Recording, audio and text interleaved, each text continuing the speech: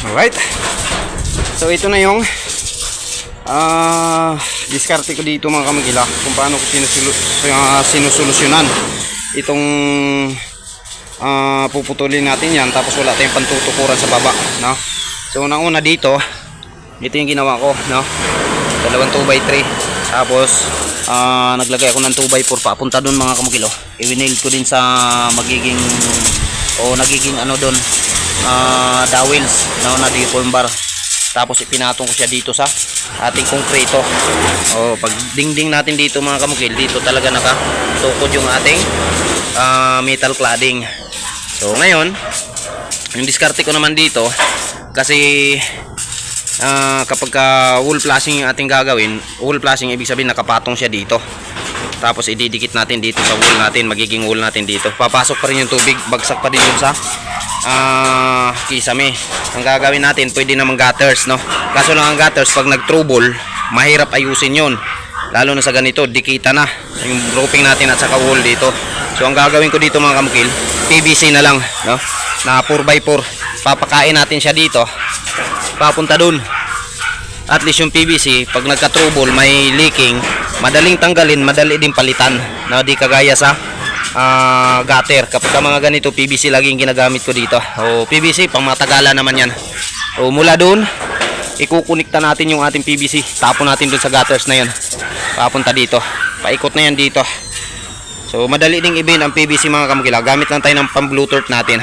So ngayon dito din yung ginawa kong diskarte, dahil hindi tayo pwede makapagtuko dyan. Dalawa yung option natin at meron tayong tatlong option dito mga kamukil na nakikita ko.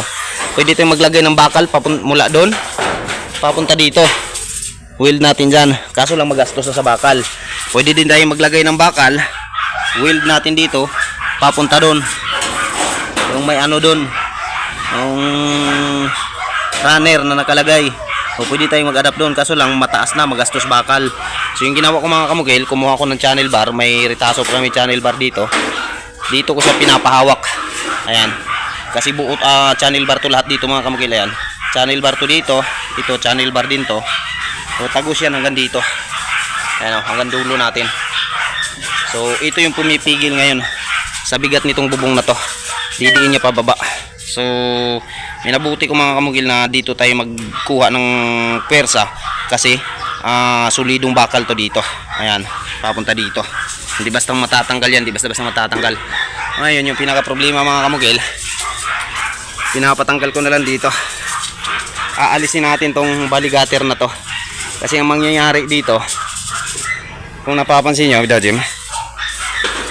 itong pinakabubong niya tapat na sa bintana. Pag maglalagay tayo ng flashing dito, papatong yung flashing natin dito. Yung flashing na ilalagay natin dito, yun yung pangharang natin para yung tubig ulan hindi papasok dito. So magkakaroon tayo ng flashing dito, papunta dito. So pangit na tingnan. So ngayon, itong forma na to mga kamugilang bubong, susundin natin to papunta doon. Ito tatanggalin natin to, dudugtungan natin tong bubong na to, para yung magiging PVC natin straight siya papunta dyan, mula doon papunta na dito, sagad na dito. Ayan, hanggang doon. Kasi itong bubong na to, tatanggalin natin to.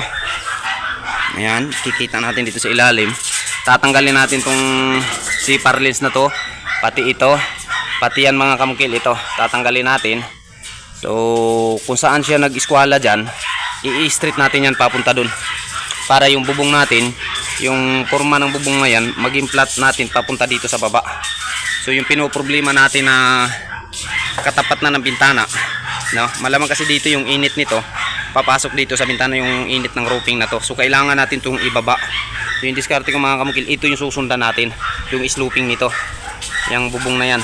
Dudugtungan natin yan sa ilalim. Siguro magdugtong tayo sa ilalim, huwag sa ibabaw. Kasi pag sa ibabaw, papasok yung tubig sa loob.